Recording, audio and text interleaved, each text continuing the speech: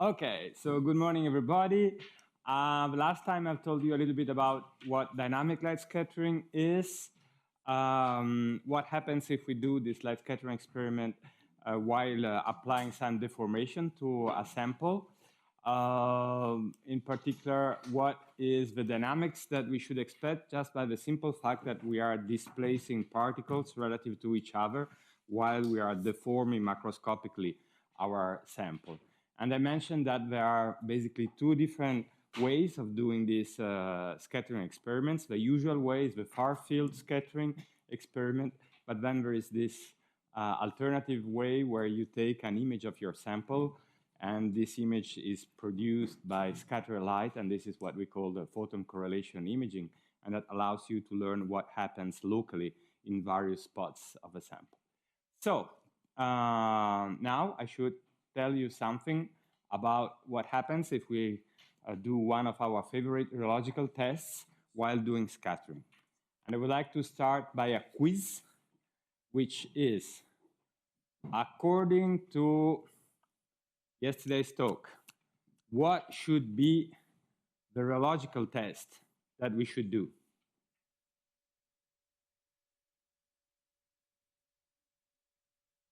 Not quite. Was not anything you want. Should we do creep? Should we do stress relaxation? Should we do an oscillatory test? Oscillatory? I think she disagrees.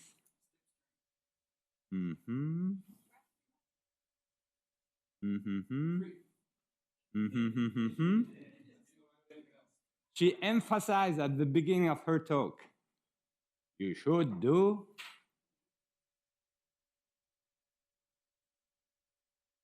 all of them. Right, you get a chocolate. Very good. So I need to tell you what happens if you do scattering. You didn't answer.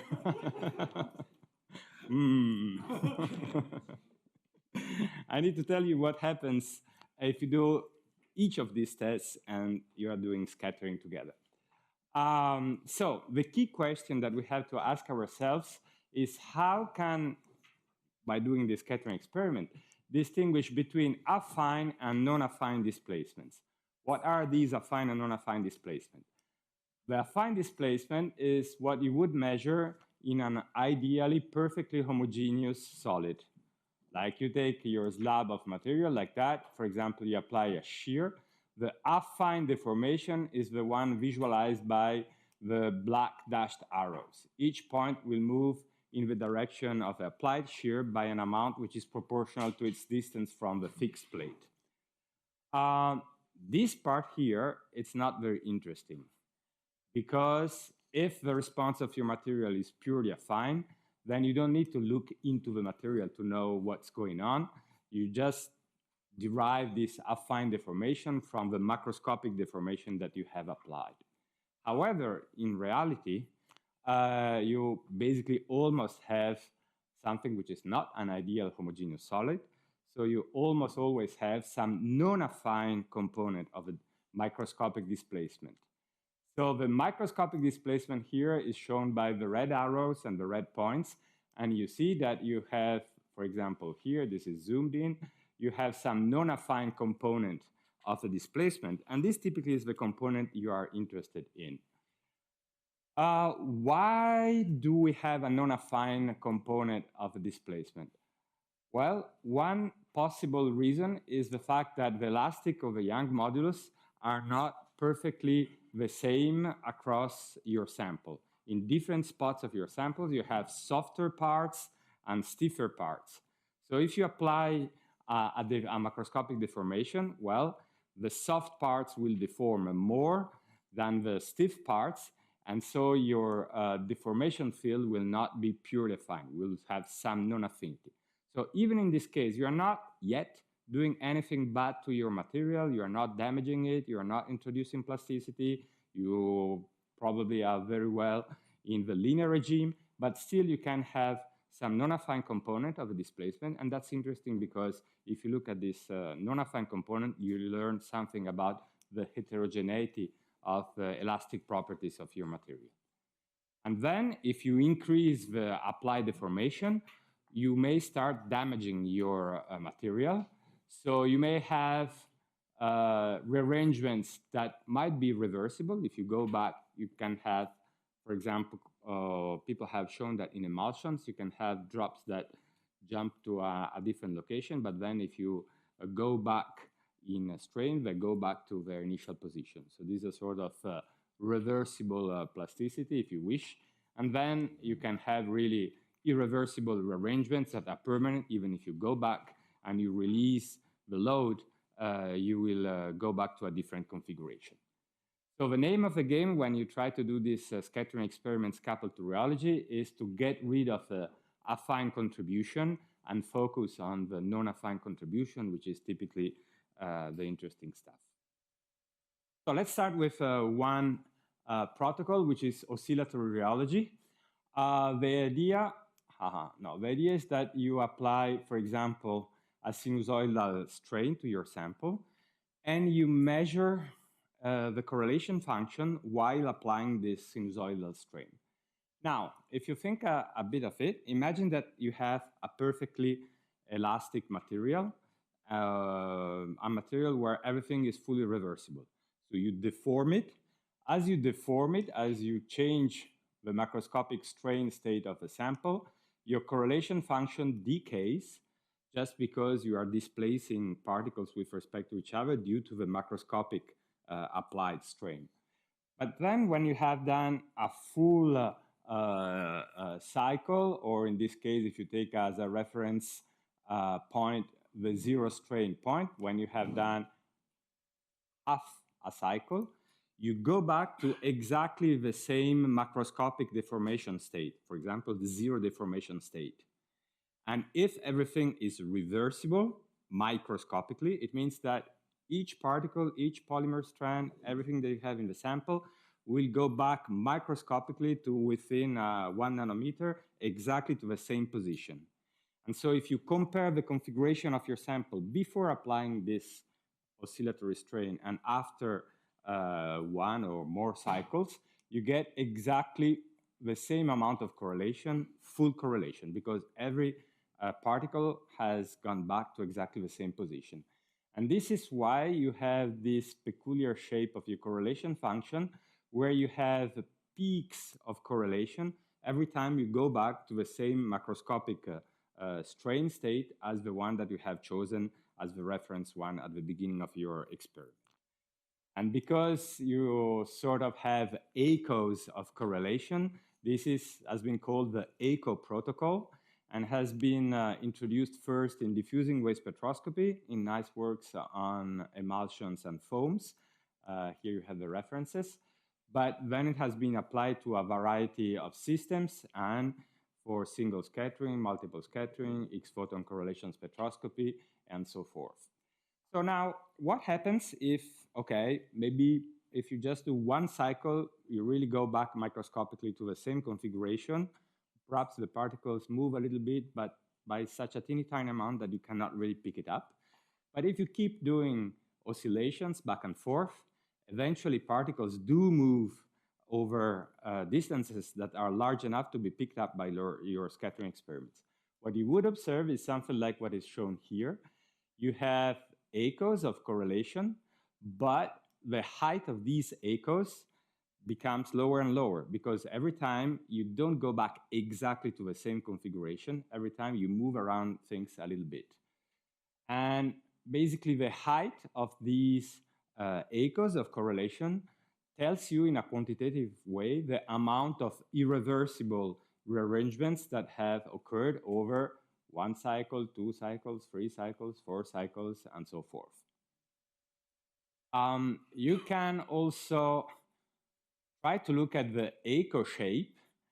That basically means that you're looking within one single cycle, and Simon told us that this is a super interesting thing to do, and I agree, but it is also a much more difficult experiment when coupled to light scattering, because within a single cycle, you are trying to understand what's the motion of the particle during these deformation. And then you are, in general, mixing both affine and non-affine contributions, and the interpretation of your experiment becomes much more difficult. But if you stick just to the height of the echoes, this is a really nice way to couple scattering and rheology, because you are comparing configurations of a sample that macroscopically have the same strain state, so you are throwing away all these problems of affine and non-affine deformation. You're just picking irreversible deformation.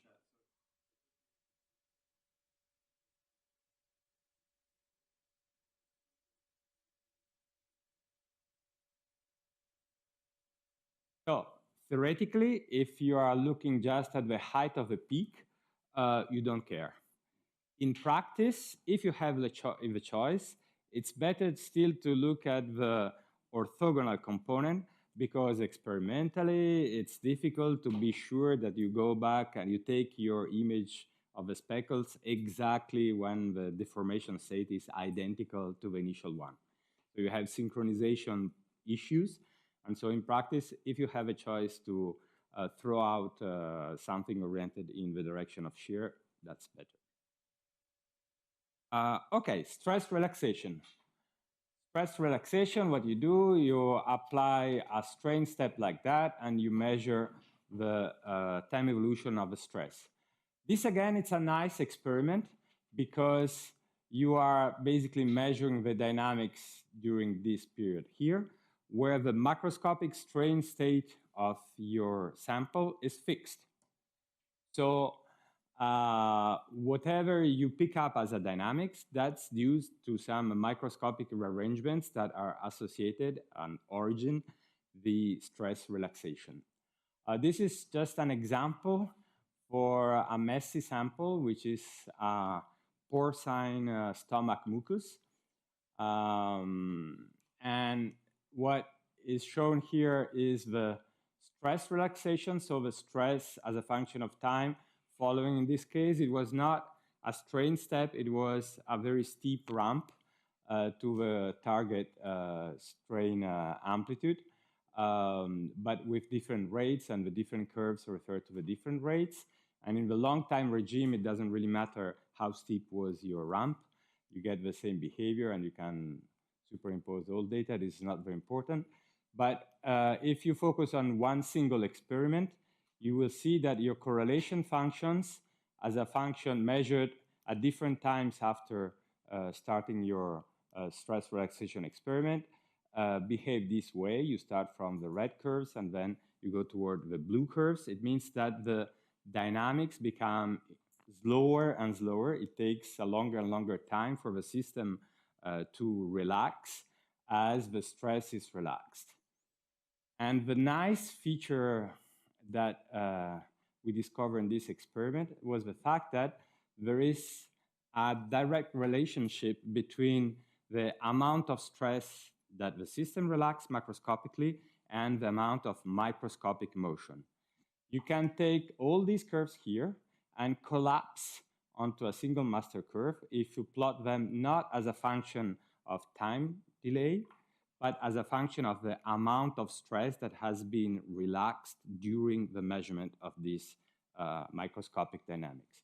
So this really establishes a direct connection between the macroscopic stress relaxation and the way things move around in your sample.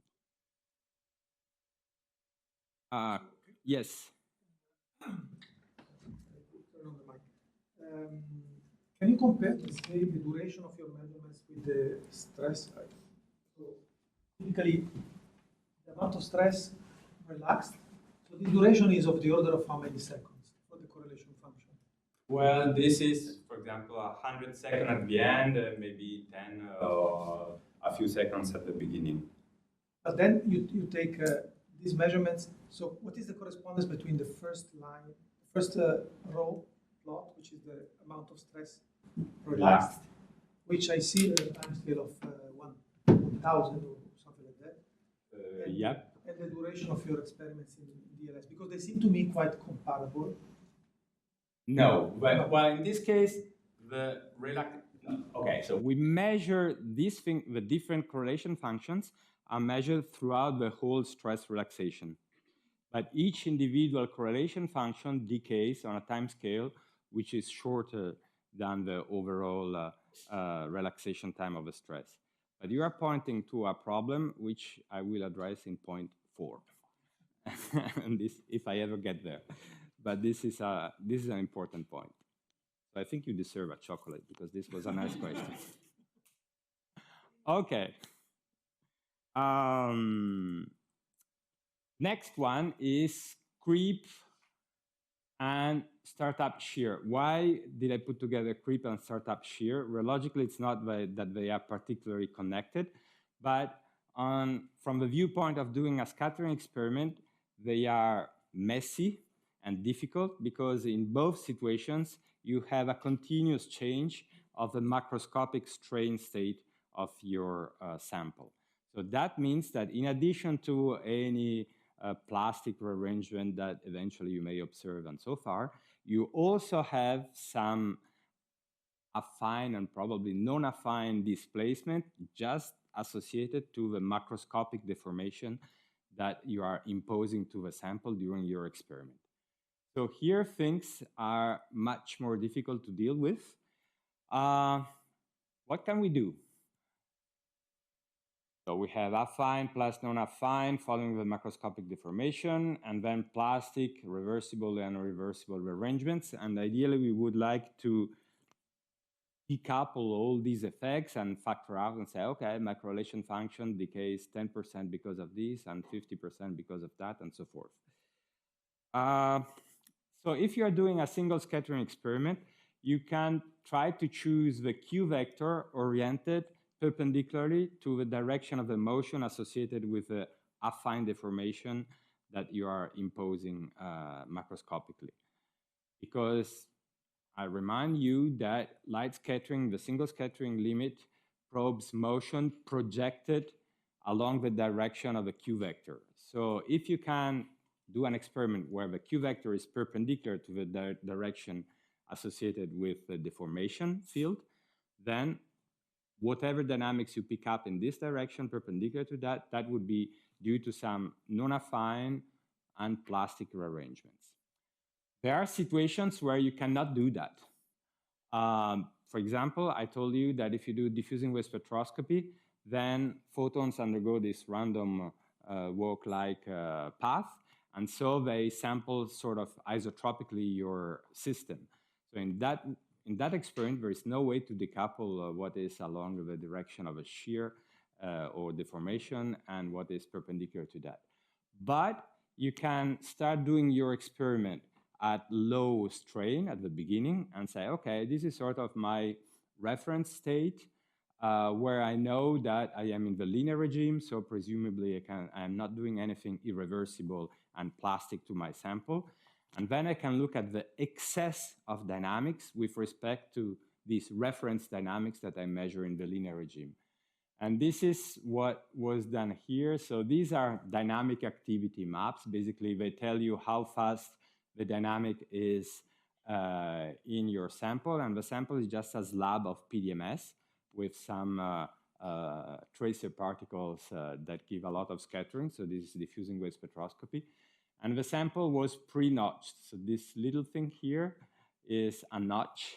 And you pull on the sample and you look at the dynamics around the notch.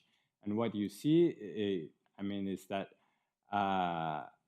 you have an enhancement of the macroscopic dynamics along the notch as you are pulling on your sample. And you can quantify how much extra dynamics you have by comparing what happens at some later time as compared to what happens at the beginning of the pulling. Another way to do things is just to calculate what would be the affine contribution to your correlation function given the geometry of your experiment. So Laurence yesterday told you about these experiments done in a drop which would let evaporate. And so if you think at this evaporation problem, it's basically a isotropic contraction like that. So the affine displacement within the drop would be radial, and with larger velocities, larger displacements at the edge, and shorter as you get close to the center.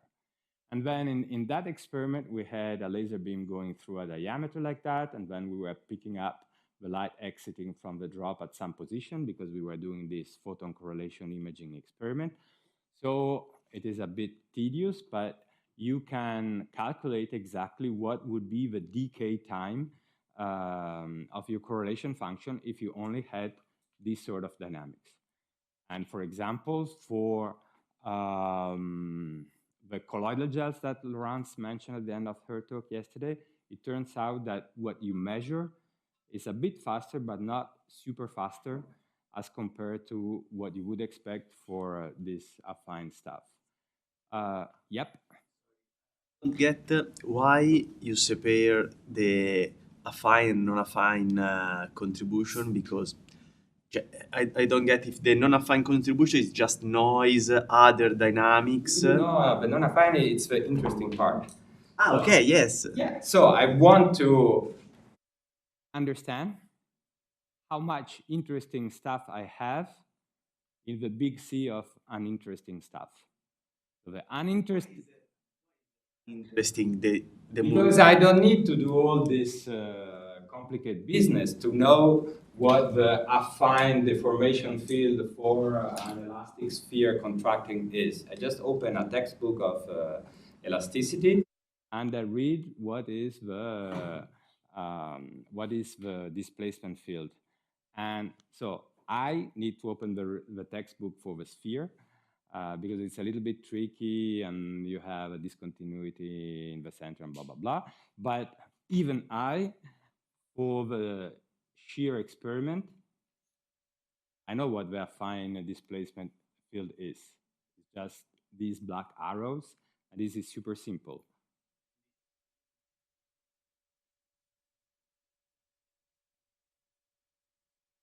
Well, the whole point is that, okay, if my sample was really a piece of homogeneous solid material, then microscopically, every little bit of a sample will be displaced exactly by these black arrows that materialize the affine part.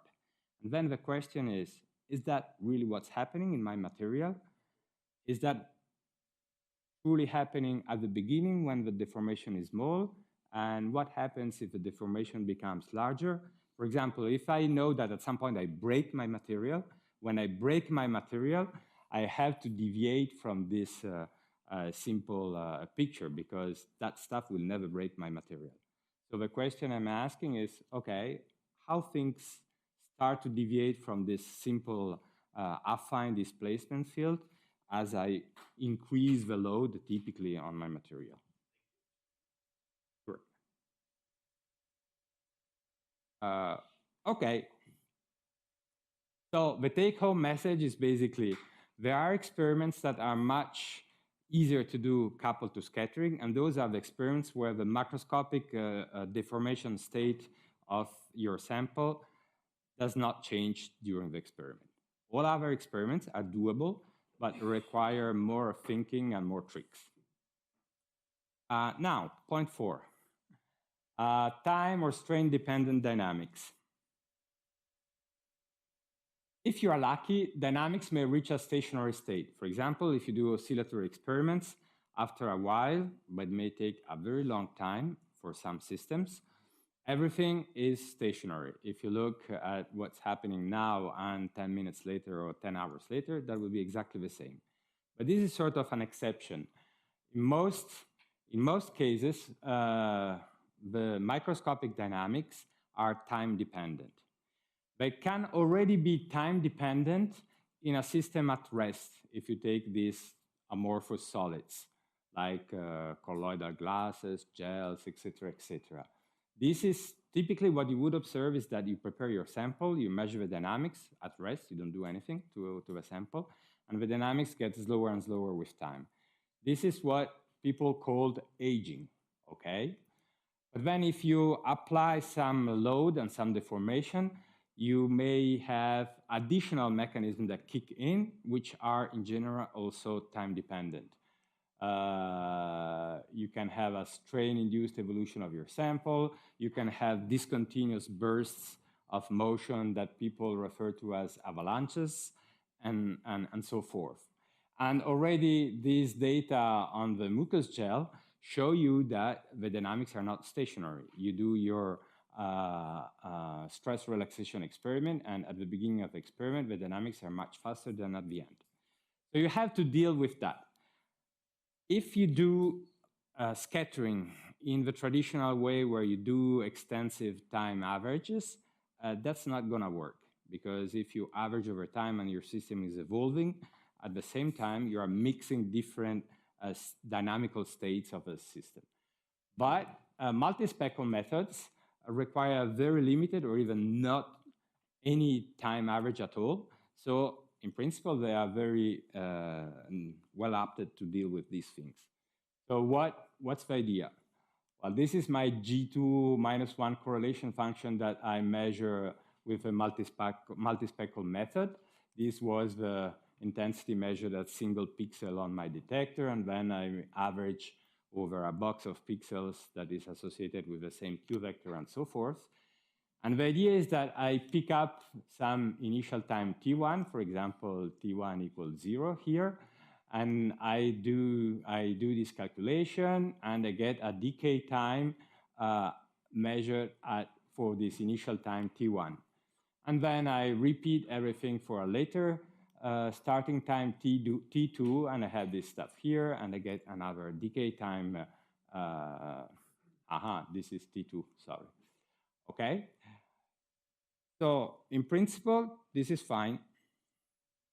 But there is a problem that Roberto, I think, was alluding to.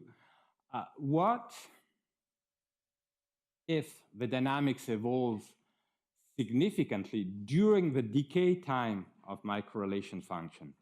So I start measuring this thing here at time t1, and by the time I have reached t1 plus a tau equal, let's say, 20 seconds, well, my system has evolved significantly. So within the same correlation function, I am mixing different dynamic states. And probably this is what is actually happening here, because if you look at the tail of these correlation functions, if you are used to look at these data, this is a little bit funny, because properly well-behaved correlation functions should go down like that, blah, blah, blah, and go to 0 here. And here you see that they sort of deviate, and then you have an excess of correlation at very long times. Why is it so? Because the dynamics of the system has slowed down while I was measuring them. So this is a bit of a problem. How can we deal with that? This is not due to polydispersity. No, it's due to the fact that the dynamics are slowing down during the measurement of your correlation function. A polydisperse, okay, a polydisperse to get something like that, this is a bit technical. You could get, in principle, something like that for a polydispersed system, but it would need to be a very pathological polydispersed system with a population of super big particles mixed with the other ones, which is not the case here. So you can introduce a formalism to deal with time-dependent dynamics, which I have sketched here. This is my correlation function. It is actually the square root of the correlation, the intensity correlation function, because this is the quantity, this G1 function that I have introduced 2 days ago, that you have to deal with when you are doing some sort of calculations and theory. But this is not a big issue. So forget a little bit, for the time being, about this blue term. Another remark here, I am writing up things here in the case where the dynamics are due to changes of the strain, because this was introduced in this paper when we were doing creep experiments on a gel. but you can replace these gamma 1, gamma 2 strain amplitudes by 2 successive times T1 and T2, okay? It's essentially the whole thing. Forget for a second about this term. What you have here is essentially the generalization for time-evolving dynamics to what you would have for a stationary dynamics. For the stationary dynamics, you would have one single value of this relaxation rate, essentially A, during the whole experiment. So this integral here will not be necessary. You will never see an integral like that when you do the theory of light scattering normally, and you would have just exponential of minus something times the elapsed time. But because now things are evolving during our experiment, we have to say, okay, I assume that I have some quantity that describes how quickly my correlation function relaxes. And this quantity will depend on the strain, for example, in our experiment. As the strain increases, this quantity may become larger, smaller, it depends, okay? Then I have to introduce the fact that, in general, dynamics depend on the length scale that you observe them. And this is accounted for some dependence on the Q vector. This is why I have introduced here this f of Q. And then there are different kinds of dynamics that in principle could be possible. If you look at the trajectory of single particles, they could be random walk-like or diffusive-like, and this would correspond to an exponent p here equal to 1, or they could be more directed along the same direction, more ballistic-like, and this would be p equal 2. Why do I bother about that? Well, because in practice, in the experiments, you often see either p equal 1 or p equal 2 or some sort of intermediate value of p, which means, for example, that you have a sort of directed random walk. It's not fully isotropic. It goes a little bit like that. So I have to introduce this p here. And finally, what is this thing here? Well, in my dynamics, I may have a part which actually is strain or time dependent, and a part that is stationary. For example, if I have additional Brownian motion of the particles, that is always the same in addition to what is induced by the applied strain. So this is something you should not really worry about that. This is something that you can measure independently. So this is your sort of ansatz, and then how do you do in practice? Well, you take an initial guess for p. You say, haha, let's say that p is equal to 1. And you can actually take the derivative with respect to gamma of this expression. Haha.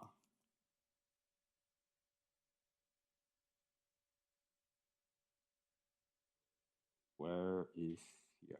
Of this expression here, you can take the derivative. And if you take the derivative, basically you pull out this a of gamma factor. So you can write, okay, a of gamma at gamma equals gamma 1 is all this stuff here. This guy here is what you get directly from your data. P is something that you have guessed. And this, at this stage, is just a prefactor that you let floating there. And once you have extracted this a of gamma, you can reconstruct your correlation function from this expression here and compare it to your experimental data. And if it is shitty, you say, I picked up the wrong p value. So let's try with a different p value. I change a little bit p, I redo everything, and now, if I'm lucky, I get a good agreement with the data, say, okay, cool. I have the right p. So if you do the whole thing, this is what we have done for this colloidal gel in the creep experiment. These blue curves are correlation functions measured as a function of the strain that the sample was reaching during the creep experiment at different Q vectors. The red curve here is the measured strain rate. So in this creep experiment, the strain rate initially goes down, It means that the sample deforms but slower and slower and slower and slower and slower. At some point, this is a log scale here. At some point, it deviates from this trend here, which was modeled with a fractional Maxwell model. And whoops, it shoots up. It means that your sample is breaking and the strain is increasing and the strain rate are increasing a lot. So if you look just at the correlation data, you say, interesting. There is a big loss of correlation that I can pick up at various Q vectors when the strain rate starts deviating from its low strain behavior. So this is sort of a burst of some microscopic rearrangements that actually precedes by thousands of seconds, because this is 20,000 seconds and failure occurs around here, like 2 hours later. And this burst of microscopic rearrangements is a sort of dynamic precursor of the failure, of the macroscopic failure of the material. And if you apply all this machinery to get this A thing, which we should think of it as a dynamic activity, a measure of how active the irreversible rearrangements are in the sample, you get data different Q vectors. They all superimpose on this nice curve, which shows you that you have this big burst of motion in your sample before failure. Okay, yeah, let me just emphasize the fact that here I've shown you this burst of dynamic activity that precedes the macroscopic failure for this particular system. But that's something that this enhancement of the microscopic dynamics well ahead macroscopic failure is something that we have observed and other people also across several systems. So it sort of suggests that this notion of a dynamic precursor of failure is an interesting concept that is quite general. Yes? In the previous slides, you have some p-values that are a little bit before 1. This is p in the d, I'm understanding correct. These p-values? Yeah, is p or am I wrong? Is what? Is p? I mean the same p that you have in the formula. Yeah. It's the same data. And what does it mean if it is a little bit before 1 and then... Okay. The honest answer is I don't know exactly. I can describe things and say, okay, at the beginning, no, I'm sorry, this is as a function of Q vector. So if I look at the dynamics for small Q vectors, which means on large length scales, rearrangements occur in a more diffusive-like way. And if I look more locally, they tend to approach a more directed thing. A way of imagining that is that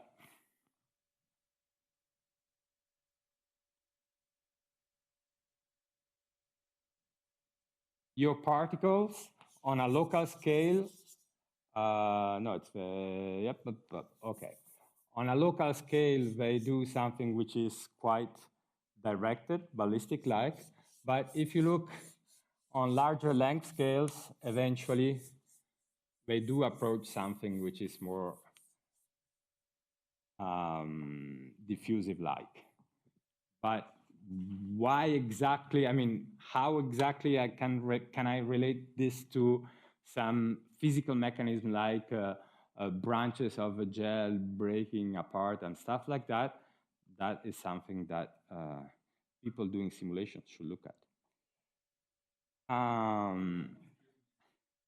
Yes?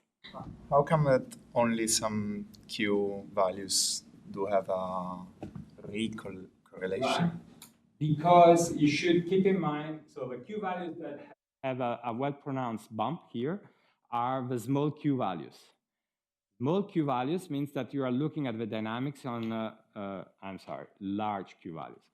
Large Q values means that you are looking at the dynamics on small length scales, so you are very sensitive even to small motion. If you look on larger length scales, particles do the same kind of motion. It's just that this restricted motion compared to the big length scale you are looking at when you measure small Q vectors doesn't affect really that much the correlation function. Just asking, okay, if you look on the scale of, I don't know, 10 centimeters, I am moving a lot, okay, during my lecture. But if you zoom out and you look on the scale of a building, I am stuck in the same place, basically. When the fading starts, I have more correlation than. Yes. So it tells us that there was a burst of dynamic activity, and not that dynamic activity continuously became very, very fast. So the intuitive picture was that something broke at some point in the gel, and you had a lot of motion when this something broke. But this breaking event, or these breaking events, probably correlated, etc., they were not sufficient to lead to macroscopic failure immediately. But over time, yes, they weakened the gel enough for macroscopic failure eventually to occur. There were other questions? Sorry, is there also a plot, or if you told us the behavior of P in time, over time? Okay, so here we made, because if in principle, you should say, okay, P,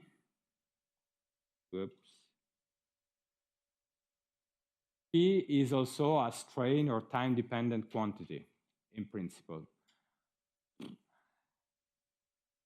To avoid introducing too many parameters everywhere, we made the assumption that P does not depend on strain, and if you make that assumption, you can fit your data nicely, you get this nice overlap, you get an A of gamma, blah, blah, blah.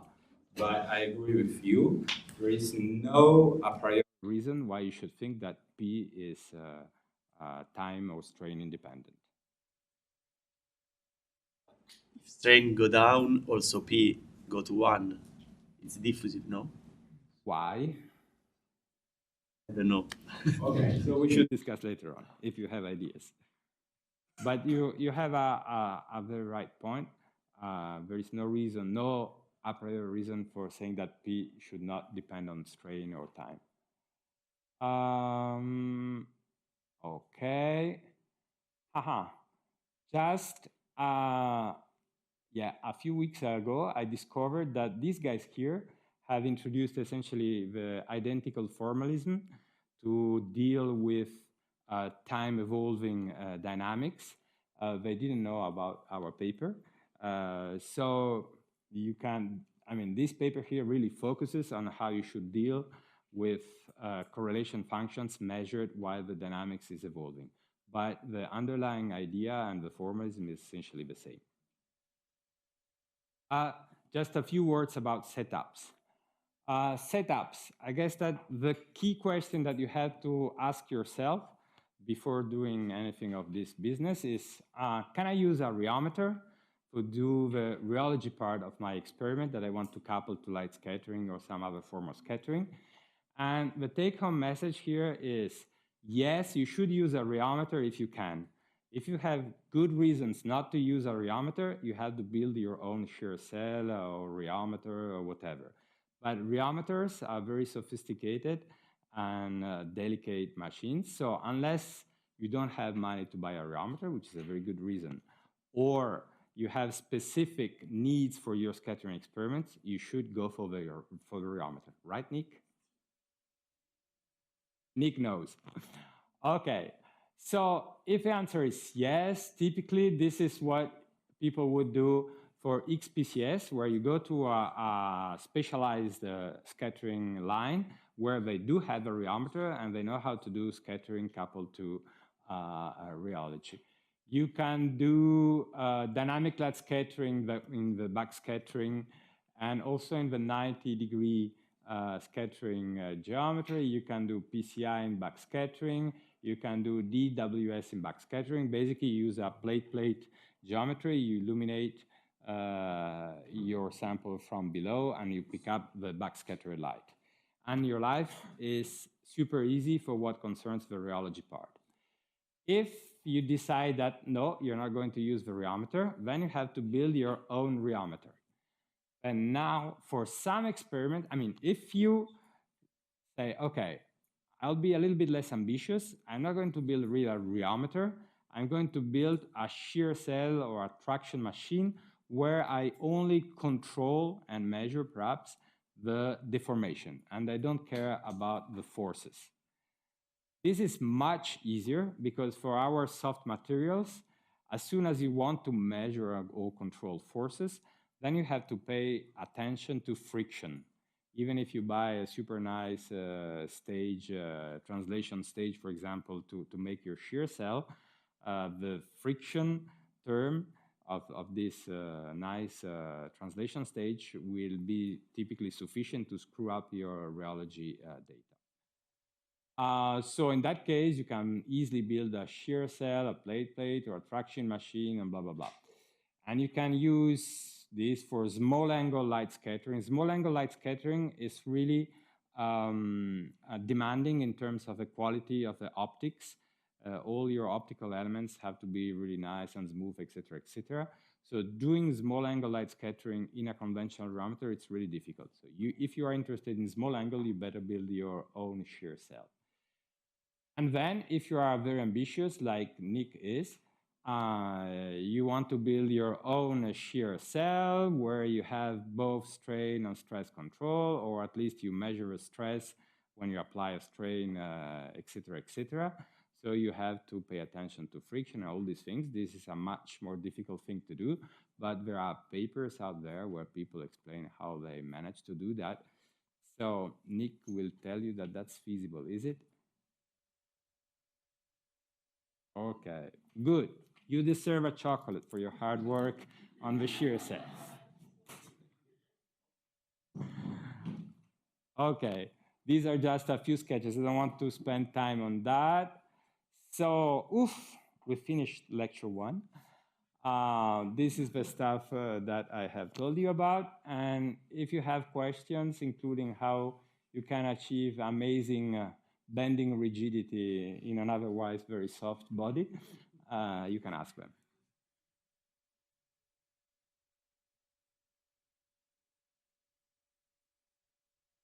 No. I had another question about the colloidal gel and the measurement of the dynamics that you showed. So basically, you see the decorrelation right before the increase of shear rate, but then, yes, okay, you're in the... Yeah, I mean, it's the right before, which is the shear rate plot was an analog scale. So let's put it this way, if I gave you just the shear rate data and you look at them without knowing anything else, you would say, yes, perhaps here the shear rate starts increasing, but data a little bit noisy. I don't know exactly when that happens, but yes, okay.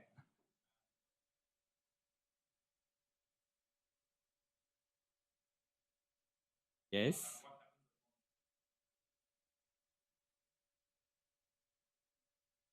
I still have some dynamics here. That's what you... No. What? It goes here. It goes up. It goes up. It means that dynamics slow down because I have more correlation. So this was this amazing fact that you have a burst of things that break somewhere, but then everything calms down. It's like a storm passes and okay, good weather comes again. But that has weakened the material. So although here, apparently it's the same thing as what it was here, or very similar, my material has been weakened such that eventually it will break, and then when it breaks, of course, the dynamics go down very steeply. Does that answer to your question? Any further questions? Yes. One also related to this page. on the right side, there is Q versus P, we can define some crucial size, let's say it. Can we associate it with smallest domain which still survive, or like in which range? How to interpret these two inverted micrometers? So maybe you know that these fractal gels are basically, Laurence mentioned that, formed by fractal clusters that grow and at some point touch each other. So you have a characteristic length scale in your gel, which is the size of these fractal clusters when they touch each other. And the sample is essentially homogeneous on length scales larger than these clusters. So I would love being able to tell you, haha, this is the cluster size. This corresponds to the cluster size. This change but unfortunately that's not the case. The cluster size turns out to be about here. So I don't know. It's smaller than, yeah, we are looking around the cluster size, but yes, it's smaller than the cluster size. So I have no good answer to your good question. Any further questions?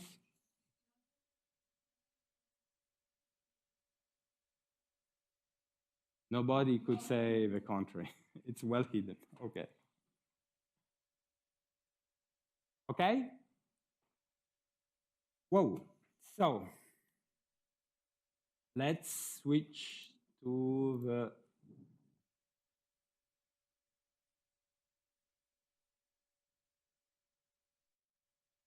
second lecture, which is about the yielded transition of soft glasses. And this is a work which was done with Stefano. I'm at that time a PhD in Montpellier, my colleagues Domenico and Laurence, and Dave Pine at NYU, and myself in the Illusion Museum of Vienna. So there's no Photoshop involved here, all reality. So we are dealing with amorphous solids and with soft solids. So in this wide range of amorphous materials that span many orders of magnitude, we are on the colloidal length scale. I suppose that you don't need to see that, neither, but yes, I have to have a toothpaste picture in my yielding. This is sort of mandatory. So I have a quiz. This is an historical quiz, it's a true one. At some point, Colgate increased the amount of toothpaste they sell by roughly 10% from one day to the next day, like that.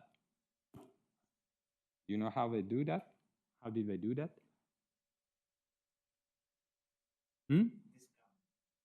No, much smarter than that. Did it decrease the yield stress? So no, came out at once? Yeah. Much less logical than that. I've seen it. I know, but I won't. The while the opening of the... Exactly. Chocolate. Ooh, whoop, sorry. Yes, they increased the section by 10% of the tube so that you would spread the same length of toothpaste, and they sell 10% more toothpaste. Okay, but we are dealing with yielding, not cells. So we are dealing with materials that if a sufficiently large force is applied to them, can flow, like when you squeeze your toothpaste and then the toothpaste stays there. Gravitational stresses are not big enough to make it flow. So these are the other mandatory yield stress pictures. So let me go directly to the point. This, you don't need to see it. Okay. So these are amplitude sweeps at a fixed frequency, typically around 1 Hertz, for Colloidal glass made of silica particles is essentially the same system that Laurence described in the initial part of her talk yesterday. Those are hard particles, but they interact through an electrostatic repulsive potential, which is somehow soft, meaning that it costs a relatively limited and finite amount of energy to bring two particles close to each other, but they still repel. So the black points are the elastical storage modulus, the red points are the loss modulus, and the blue crosses are the stress, all as a function of the amplitude of this applied oscillatory strain. And you see here all the features that Simon has described in his talks, a fairly flat G prime, G double prime, which is much lower than G prime in the linear regime. So this is essentially a viscoelastic solid. And then if you increase the strain amplitude, you have this peak of G double prime. Eventually, G double prime crosses G prime and prevails at large strain amplitudes. And the stress initially increases linearly with the strain, and then you have this deviation from linear behavior. This was type 3 yielding, and type 3 yielding is something that is found across a variety of materials. And what I'm showing here are emulsions. Those are about a few microns in size, and they are packed at relatively high volume fractions, like 60-something%. Very similar behavior. Microgels are small balls, again, sub-micron size. They are made of permanently cross-linked polymer. So you should forget about the polymer and just consider that your microgel is a squishy sphere. You can compress them. And again, you get the same behavior. So this is a very general and common phenomenology. And people have came up with a variety of models, and Simon has told us about more refined models, but some of them are the soft glass rheology, mode coupling, so-called fluidity models that are sort of phenomenological models. But there is a common idea behind all these models, which is the fact that if you apply some shear to your system, you are inducing some microscopic dynamics that eventually help your system flow if the applied shear is large enough.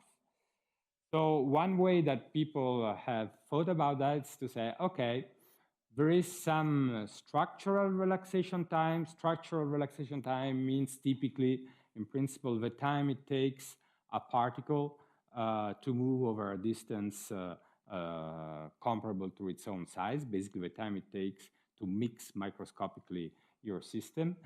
And this structural relaxation time, well, if we write it in terms of relaxation rate, so 1 over tau, this can be decomposed in two parts. One part is this 1 over tau naught. This is the quiescent part, is the structural relaxation time that you would observe in these systems, even if you don't apply any strain or stress. And then there is some shear-induced component to this relaxation rate, which typically will depend on the applied shear rate to some power nu. So this is a sort of super basic, super simple model. And it turns out that you can fit the rheology. So before Simon's talk, I would say decently. Now I would say this is outrageously bad. You can do better, of course, if you introduce more parameters and more ideas in your model. But still, it does a fair job of capturing at least the qualitative features of this yielding transition. The problem is that when I write something like that, I don't know yet what exactly is this microscopic structural relaxation time or relaxation rate. So I want to make some connection with the actual microscopic dynamics. And people have tried to look into that in various ways, and the results are a little bit puzzling in the sense that people find contradictory things. These are data taken by a student of Dave Pine, and then I spent some time analyzing them, where Elizabeth, was doing this shear experiment on emulsions under the microscope, so you could measure the mean square displacement of the drops after one full cycle as a function of the amplitude of the applied oscillations. And you can do that for various volume fractions of your emulsion. So in all cases, basically, if the strain is very small, you have no displacement. Everything is fully reversible. But as you increase the strain, you see this is log, you see this sharp transition towards a dynamically active state. Yes? This mean square displacement now measured in the direction of shear or perpendicular to it? Perpendicular. Yes. Okay. So you can define a microscopic yielding transition, which will depend on the volume fraction. And you can plot this microscopic yielding transition, the yield strain at the yielding point as a function of volume fraction, and those are the red points. And it turned out that these red points fairly agree with the rheological strain at which the stress starts deviating from linear behavior. So if I go back here, for example, you draw a line like that, another like that, and when you observe a significant deviation from this linear behavior, that defines a yield point, a yield strain, and this yield strain agrees very well with our microscopic measurement. For example, the cross point between G prime and G double prime does not agree at all with the microscopic yield strain. Other people in the group of Bob Lehini have done XPCS experiments on emulsions. Okay, there were smaller ones, but they are emulsions, pretty much the same. And they find the reverse thing. The microscopic yielding agrees very well with the point where G prime crosses G double prime and does not agree with the point where the stress deviates from linearity. So there is already something funny going on, which we don't understand.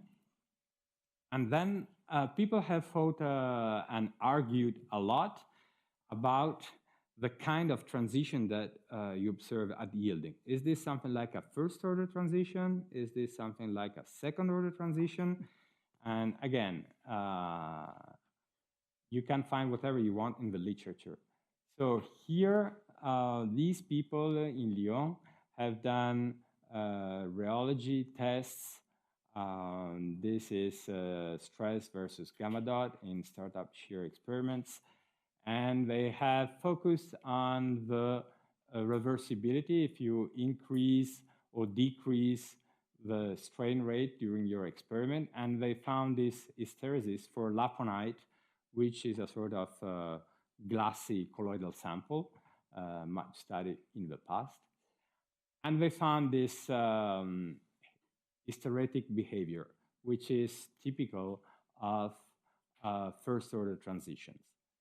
Another signature typical of first-order transition that has been observed in yield experiments is reported in this very nice paper, where these people were pumping basically back and forth in a microfluidic channel, a quasi 2D system of emulsions, and they were looking by applying this cyclic back and forth pumping, how particles would displace.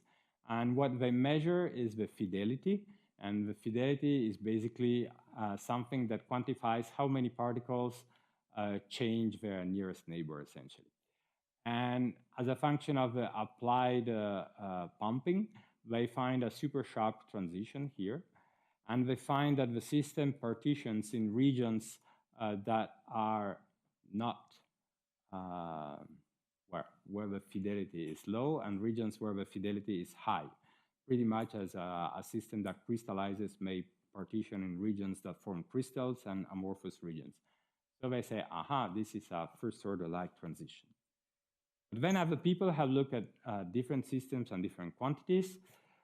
So these guys here have looked at the microscopic dynamics of microgels under shear, and they focused on temporal fluctuations of the dynamics. These systems, when they start moving, because you apply a large enough strain rate or stress, they typically do so in a very inhomogeneous and intermittent way. It's not that everybody starts moving in an order way like that. You have bursts of motion here and there and so forth.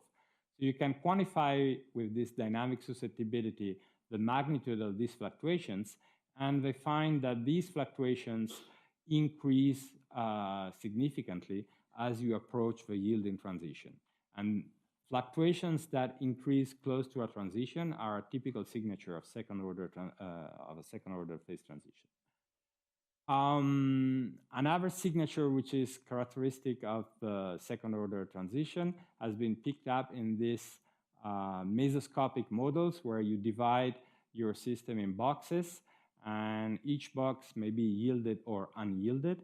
And then you introduce realistic rules about how the stress and strain field will distribute around your sample when one single box yields, and whether that will induce other boxes to yield or not.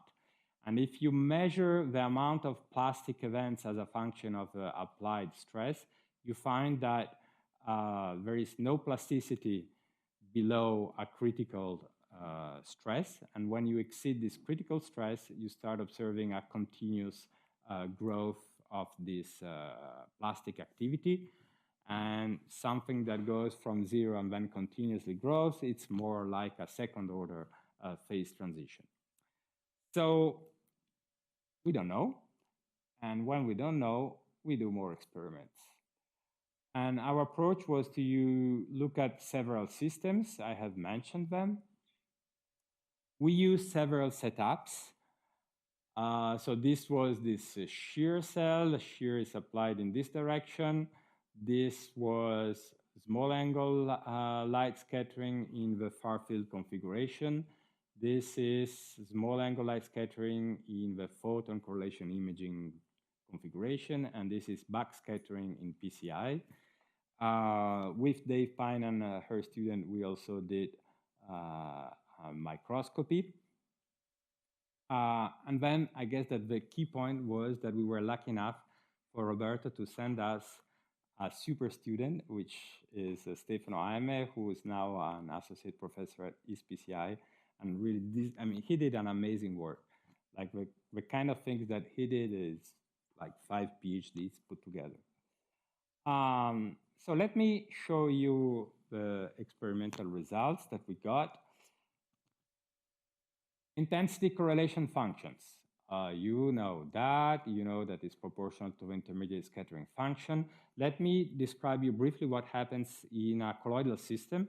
If you take a diluted system, you have just Brownian motion of isolated particles. This gives a fast decay of the correlation function. If you start increasing the amount of particles, and you still look just at the dynamics at rest, no shear here, the dynamics become increasingly slower because particles start to see each other and be hindered by the other particles. And eventually you get this typical two-bump relaxation of the correlation function, where the fast part of the dynamics correspond just to a particle jiggling in what people call the cage formed by the neighboring particles. And eventually this cage relaxes because each particle is jiggling around here. And so particles get a chance to escape from this cage and move over larger distances. And that gives you this final decay, which can occur on time scales of thousands of seconds, several orders of magnitude slower than for the diluted system. If you further concentrate, in principle, you would expect that there is no relaxation. But in practice, people have observed that there still are very slow relaxation with a funny shape, different from this one. that have been associated to the relaxation of internal stresses that are built in your sample. So this is the picture with no applied stress. You go from a dilute Brownian suspension to a dense colloidal glass, which is a solid-like sample. And our samples at rest are all dense colloidal glasses. So they all have this super slow relaxation, but on shorter timescales, nothing happens. So we take this dense colloidal glass, and now we put in our homemade rheometer. This is the rheometer that Stefano has put together. It has a frictionless part that slides like that, and a force actuator so that we can do stress control or strain control and measure the stress. And this is coupled to light scattering. And as you already know, we measure the fluctuations of these speckles, and this gives us information of the microscopic dynamics. And for the rheology part, we measure very precisely the displacement of one plate with respect to each other. We either impose the force with this is essentially an electromagnet, or we measure it. And so we get decent, almost decent rheology data. And the protocol that we used here was this ECO protocol. So we applied an oscillating strain, and we compare the microscopic configuration of the systems by looking at the change in the speckle pattern at integer values, at integer number of full cycles. So again, the idea is that if the sample was fully elastic, fully reversible, we should see no decorrelation at all. This is data for a sample at rest. And now we start applying some oscillatory shear with increasing amplitude. And the color code goes with amplitude of the strain.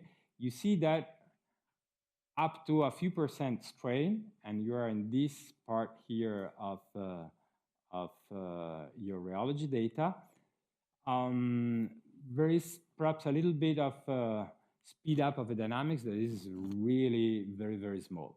Essentially, all the data are very close to behavior of the sample at rest, which can be modeled by a correlation function that follows this exponential decay. And I would like to emphasize here that you have this funny exponent of 1.5. This is funny for people in the scattering business because usually you either have one is the exponent that you would have for Brownian motion, or something less than 1, which is referred to as a stretched exponential behavior, which is something that emerges where you have a variety of relaxation mechanisms, each of them exponential, that mix together. Pretty much the same way that in a stress relaxation experiment for a Maxwell system, you have an exponential relaxation. And if you combine various Maxwell elements, in general, you have a stretch exponential. But here the exponent is larger than 1. So the shape of this correlation function is actually steeper. So this is referred to as the compressed exponential relaxation.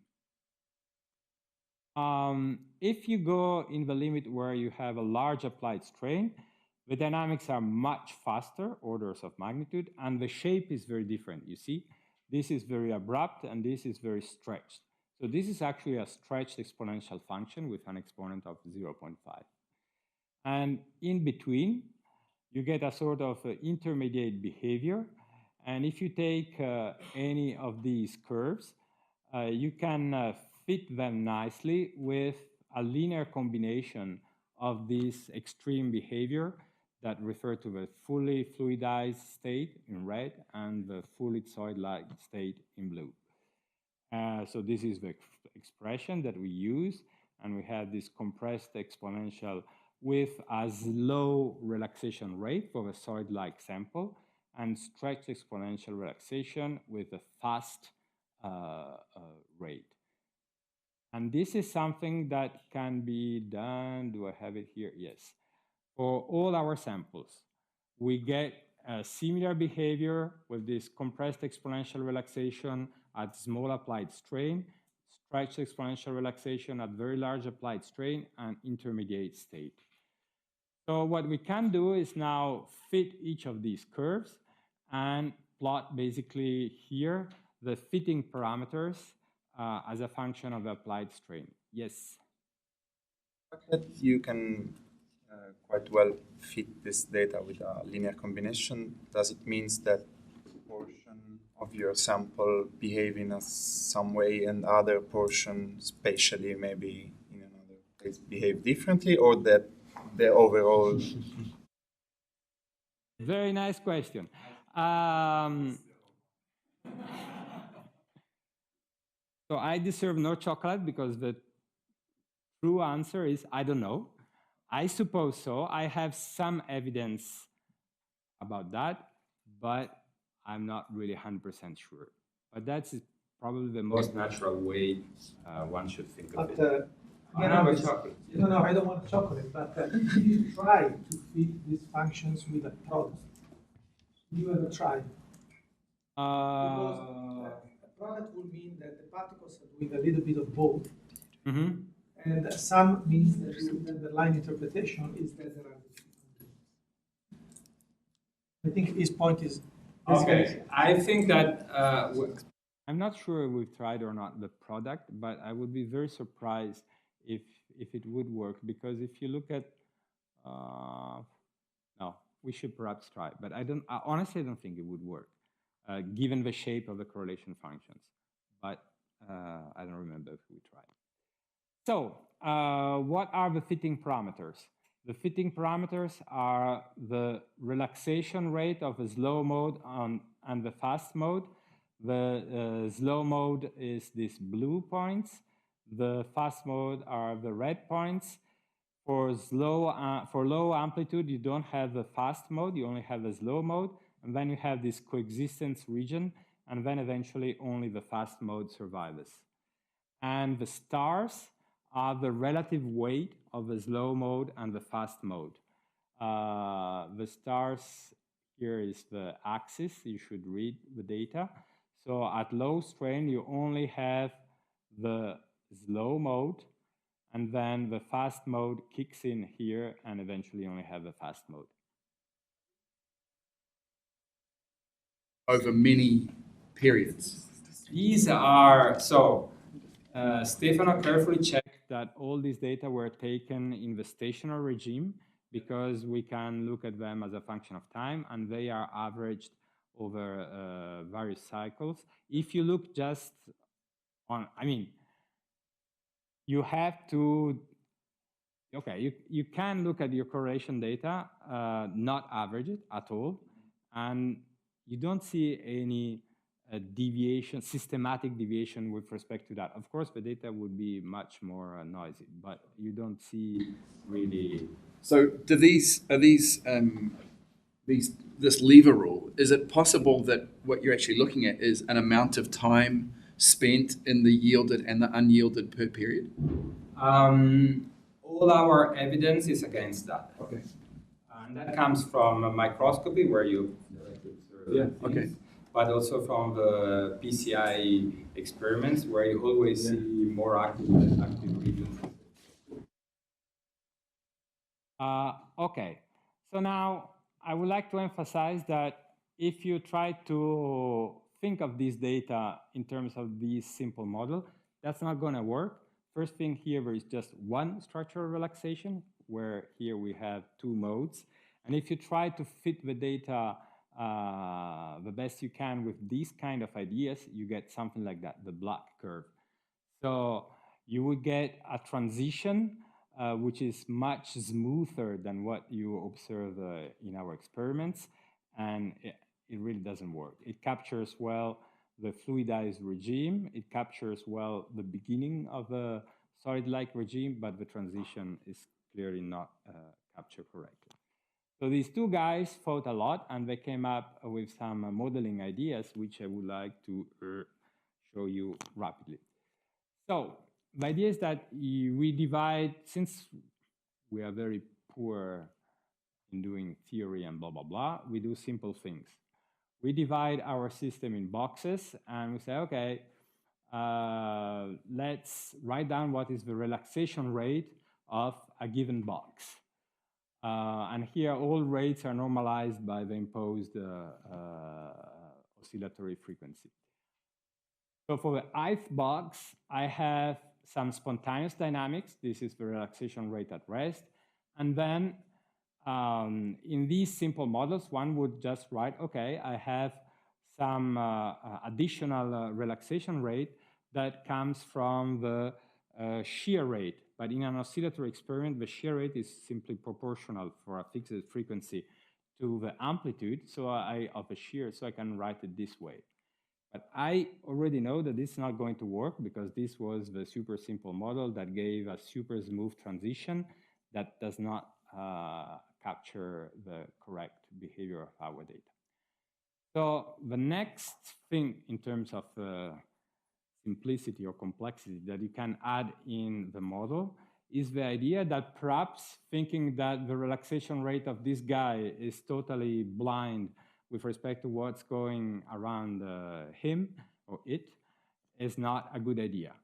If a site is relaxing very rapidly, probably that helps neighboring sites also to relax more rapidly, just because you have more dynamics and more possibilities of moving around things. And this is actually not our own idea. This is something that is very popular in the literature of the glass transition and glassy dynamics. Those are called dynamic facilitation models, where the key idea is exactly the fact that a region that moves fast helps neighboring region to rearrange in a faster way. So in our model, we can introduce this idea by rewriting things this way. Forget for a second the green term. If you forget the green term, this would be exactly the same thing as that one, just that I put it in the denominator. But then we add this green term, which is a coupling between neighboring sites with some coupling constants alpha that in principle depend on each pair of neighboring sites. The sum here, it's only over neighboring sites. And this is something that people have done, again, in the literature on glassy systems, spin systems, and so forth. So this notion of dynamic facilitation. One key parameter of this model are these coupling constants.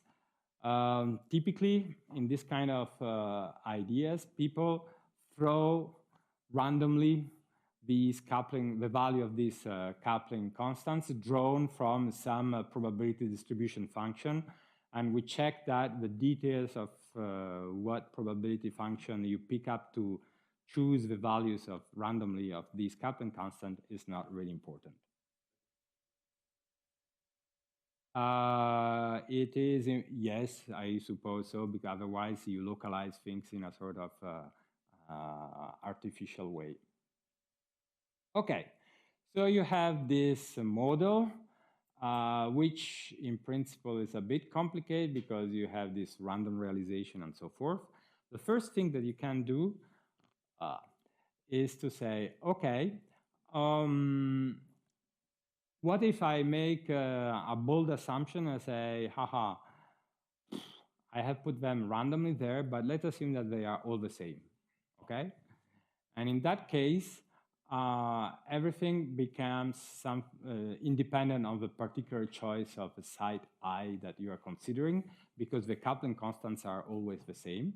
And you can rewrite things in this way, which is a sort of equation of state in the mean field limit. Mean field because you have forgotten about the spatial variation of these coupling constants throughout your sample. Now, if you look at this equation here, maybe that reminds you of something, because formally, this guy is very angry to me. This is van der Waals, and this equation formally is exactly the same thing as van der Waals equation for the gas-liquid transition, okay? We're just replacing gamma with volume, gamma at rest with the molecular volume, or vice versa actually, pressure with the applied strain to the minus n, and the interaction term in van der Waals equation with this interaction term through our coupling constant alpha. And then in van der Waals equation, you have temperature, and we have a fuzzy k parameter that nobody knows what it means, but at least now we know that it plays the same role as temperature in van der Waals. So this is perhaps nice because it's just a way of plotting and thinking at your data, which at the beginning it's a bit unnatural, but then it has insightful features. So if you want to draw the analogy, you should plot your data not relaxation time versus strain amplitude, which would be the natural way you plot them following an experiment, but you plot them using the same variables that correspond to pressure and volume. So you put here gamma naught, the applied strain amplitude, to the minus n. So strain goes up as you go down along this axis here. And here you put the relaxation rate that increases along this axis. That's the equivalent of the volume. So pretty much as in van der Waals, you have iso k lines, which are the equivalent of isotherm lines. You fix the value of k in this model, which is the same as fixing temperature in van der Waals. And then you have a line that describes the relationship between pressure and volume, or strain amplitude and relaxation rate that we measure. And if you are above the critical temperature or above this critical K, you will have a smooth line like that. At the critical point, you have an inflection point here. And below the critical point, you have a non-monotonic line like that. This is exactly the same as what you have for van der Waals. So the idea here is that if your K is small enough, you will be in this subcritical regime.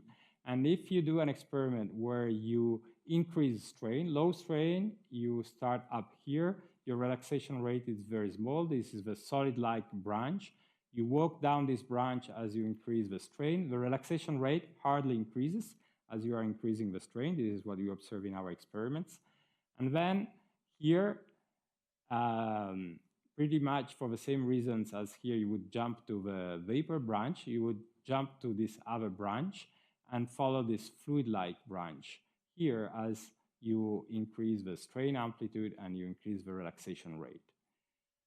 The van der Waals model and this mean field model does not account for coexistence. In order to account for coexistence, you have to really throw in the fact that these coupling constants have some disorder. And if you do so, you get state. So this is a simulation of a model with this disorder. You get coexistence here in an intermediate region here of fast relaxing and slow relaxing regions. And this is what is shown here. If you do an histogram of the relaxation rates predicted by the model in the coexistence regions, you have clearly two populations of fast and slow relaxing things. And here they are partitioned spatially as we would dream to observe them in experiments. And we have some hints, but not really a super conclusive thing. Okay, so one nice feature about van der Waals equation of state equation is the fact that you can renormalize everything with respect to the value these variables have at the critical point. And if you do so, you have a sort of universal state diagram which applies to argon or whatever other fluid you wish.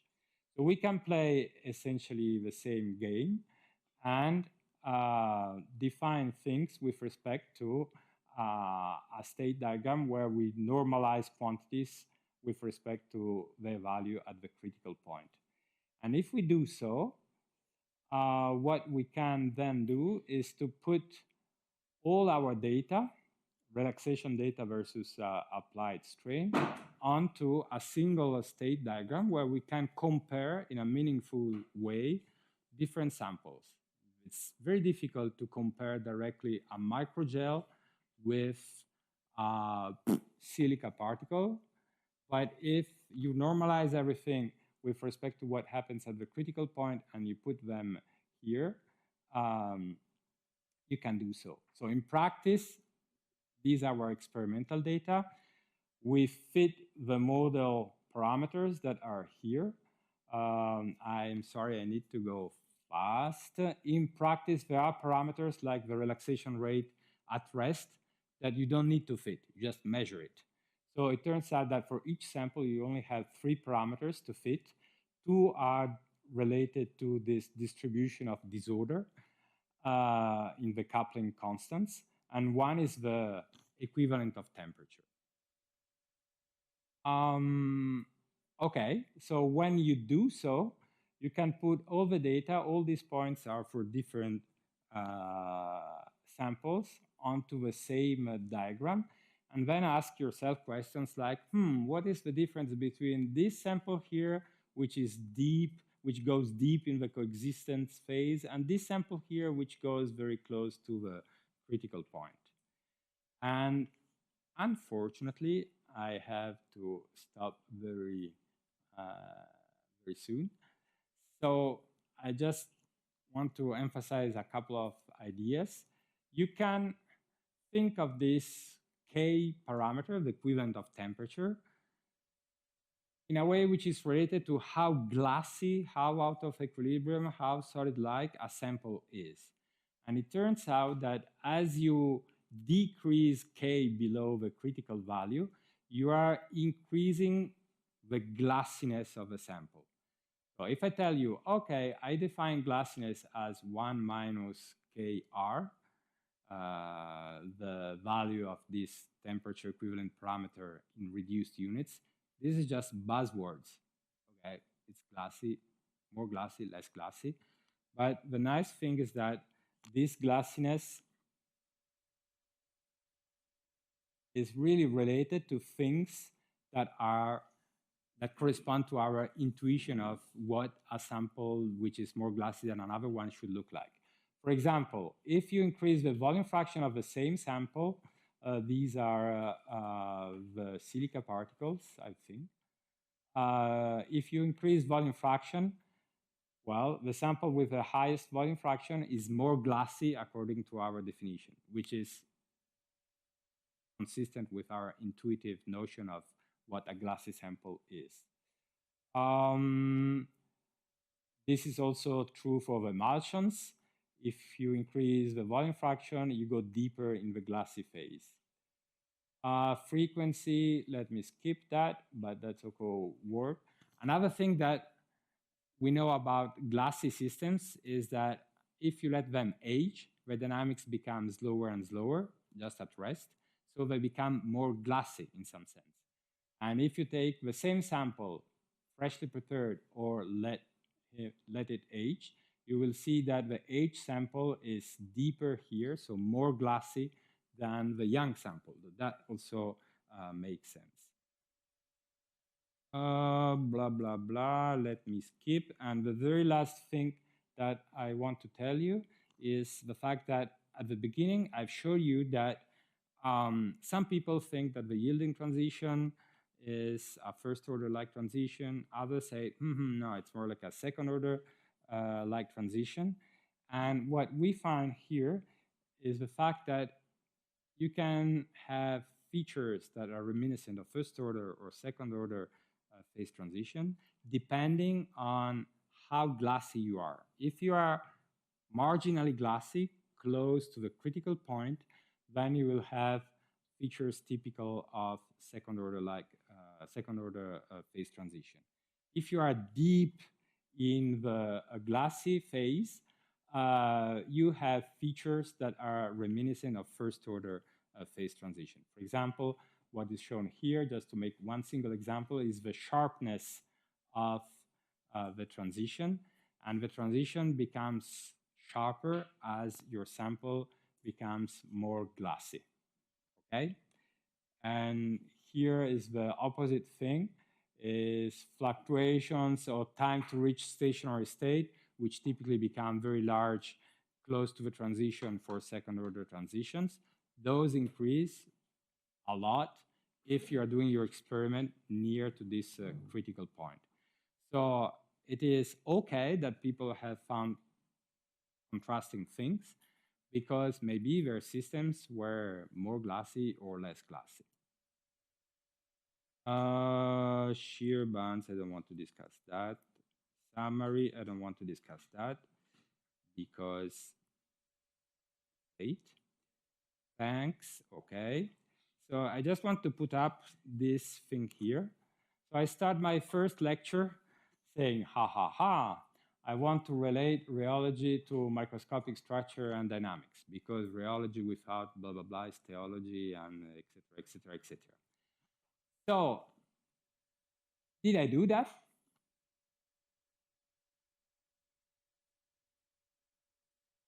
Yes or no? Did I convince that I accomplished this initial goal? He's skeptical, but he's nasty. What about you? Who thinks that I have related rheology to the microscopic structure and dynamics? Okay, who thinks I didn't? I think I didn't, because I have shown you a lot of things, and I hope interesting things that you can learn if you look at the microscopic level, what's going on during your rheological experiment. But with one single exception, I've never told you, not even alluded to, how I could relate all these nice things that I learned about the microscopic dynamics to stress relaxation or G prime or something like that. So in some sense, I really didn't accomplish what I set out for, which is, if you're optimistic, nice, because it means that there's still many things to do. I hope that I will get reimbursed by the ESI school, even if I didn't fulfill my contract. But this is a really tricky thing, and I think that there is a lot of work that can be done in this direction. Now that people start having more information of what's going on microscopically, bridging the gap between the microscopic level and these macroscopic constitutive models and so forth, especially in the nonlinear regime, is really, I think, a completely open field. And I hope that some of you will make progress in this direction. And thank you very much.